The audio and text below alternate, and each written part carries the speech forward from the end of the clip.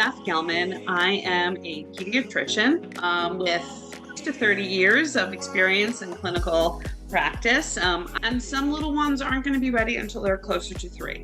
So it's a huge range, and it's really important to understand the signs that your child is going to show you that they're ready to start thinking about this process of body training.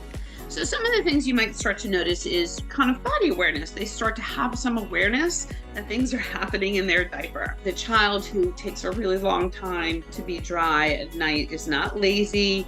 It's just really a very heavy sleeper, and they're just not waking up when their bladder is stretching. If it persists beyond the point where they start getting really bothered by it and they don't want to wear pull-ups anymore at night, or they've outgrown pull-ups, there are different things that you can do to encourage, in an older child, to encourage dryness at night. So one is to make sure that they're urinating frequently during the day.